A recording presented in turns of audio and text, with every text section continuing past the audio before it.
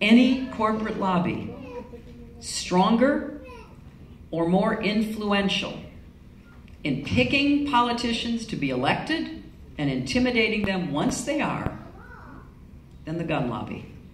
Anybody who cares about real reform in our political system, who cares about making a difference that will literally, in this case, save lives, has to stand with us against the gun lobby. That is an absolute must. And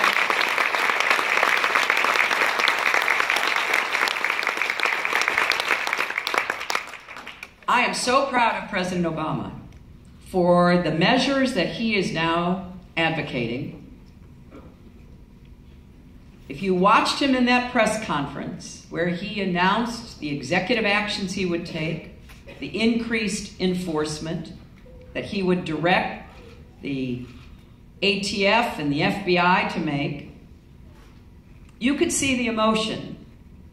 Because like me, he has met too many people who have lost their children, their spouses, their parents.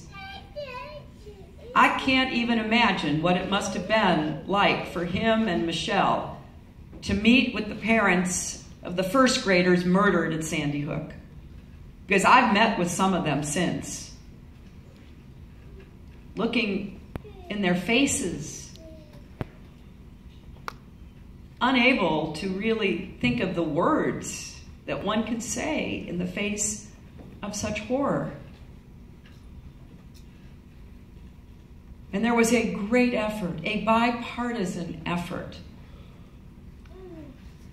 to do more on background checks, more to try to have better information and understanding of who among the mentally ill, like the killer in Sandy Hook, needed to be prevented from having guns.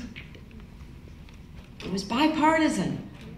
The Democratic senator from West Virginia, the Republican senator from Pennsylvania joined hands, and they were under enormous pressure. And now we've got one of the leading candidates running for the Republican nomination, Ted Cruz, bragging that he stopped the bipartisan legislation. Shame on you, Ted Cruz, for trying to politicize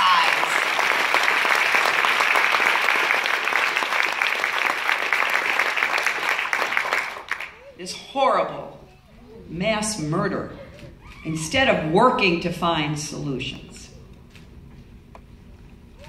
Now, there is a lot at stake in this election. I think you're here because you know that. And I'm very grateful to all of you who have already decided to support me in the caucus in now less than 3 weeks, on February 1st.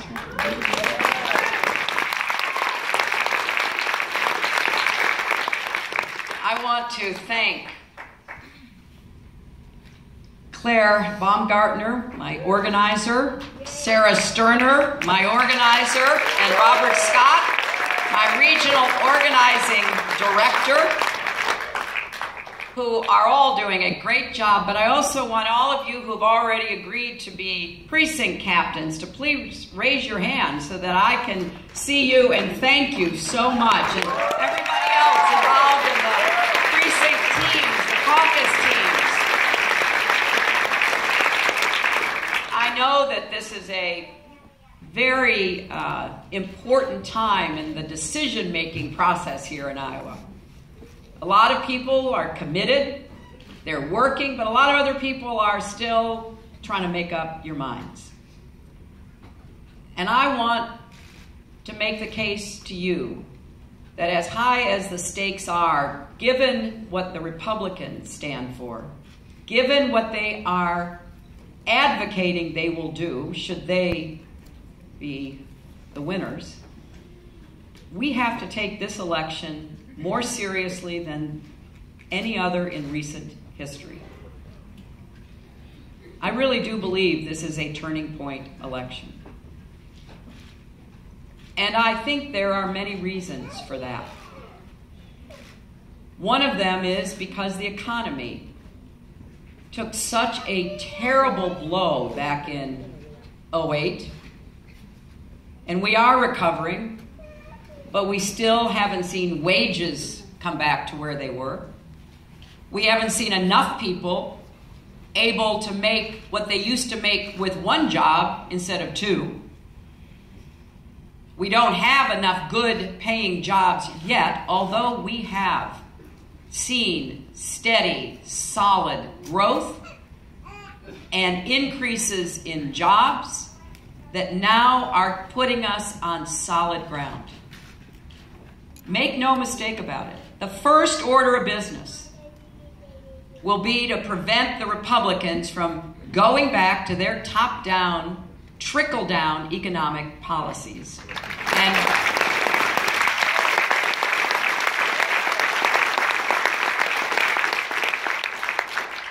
And putting us back in the ditch, which is what they always do to us.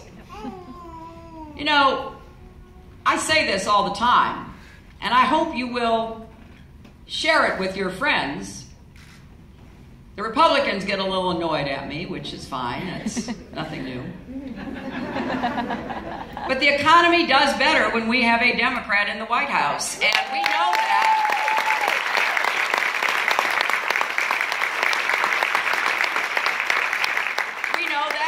We saw it under my husband, where we had 23 million new jobs. Incomes went up for everybody. If you want to fight inequality, make sure you've got a Democrat in the White House. And not only that, more people lifted out of poverty than at any time in recent history. And we ended up with a balanced budget and a surplus. So if you have any doubt about what awaits our country, if we should, unfortunately, have a Republican going into the White House in January of 2017, go back and look at what preceded my husband and succeeded him and preceded President Obama. We had back to trickle down. I fought against it. I fought against their tax cuts. I voted against their tax cuts. I spoke out against their tax cuts. I spoke out against President Bush refusing to pay for the 2 wars that he waged. I spoke out against the lack of accountability and oversight and the special deals that went to special interests. Yes, I did represent New York, as one of my opponents constantly reminds people. I find it kind of interesting, you know, he always, whenever I say, you know, you voted against the Brady Bill 5 times.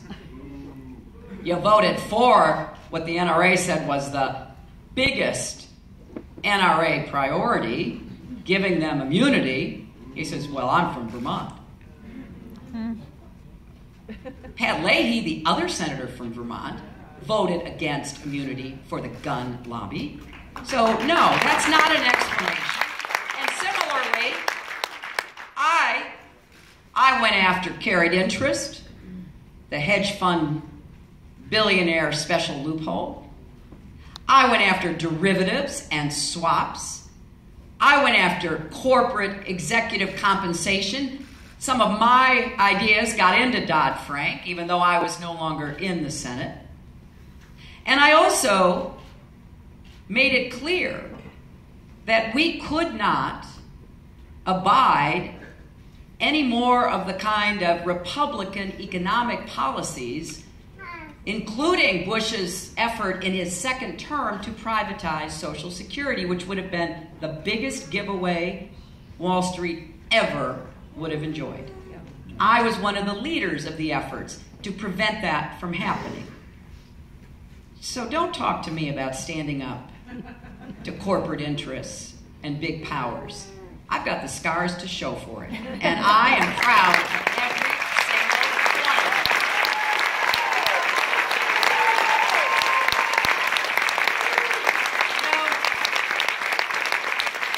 We're getting into that period before the caucus that I kind of call the "let's get real" period. You know, everybody's been out there and lots of good energy. I love it, and I love the spirited debate on our side. It is so much better than the personal attacks and the nonsense being spouted by the Republicans, isn't it? Yeah. we do have differences. And I think it's time and very important for people to understand what those differences are. We have a big difference over guns, you know that. And I think it's a telling difference. Because if you're going to go around saying you stand up to special interests, well, stand up to the most powerful special interests. Stand up to that gun lobby. Bring people together, and let's have common sense gun safety measures. And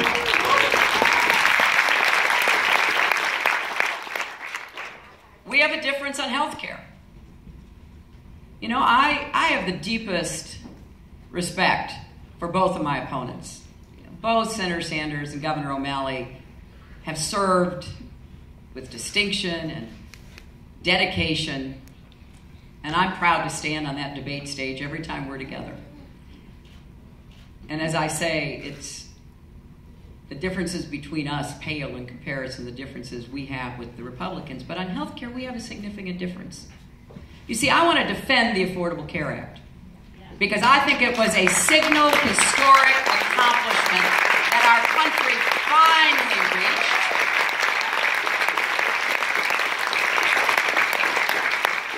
I personally know how hard that was. You know, I was flying somewhere as Secretary of State when the Congress finally passed it, and I called from the airplane to the president to congratulate him. I mean, I know we've been trying to do this since Harry Truman. This is hard work, my friends. I wish that we could elect a Democratic president who could wave a magic wand and say, we shall do this and we shall do that. That ain't the real world we're living in. And it is hard work to get what President Obama accomplished with the Affordable Care Act. Is it perfect? No, I don't think it's perfect. But it's a great foundation to build on. And we're going to build on it. I'm going to work to improve it. I want to get out-of-pocket costs down. I want to cap prescription drug costs.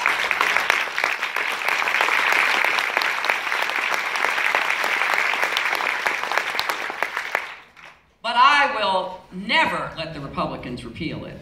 And I was so glad that President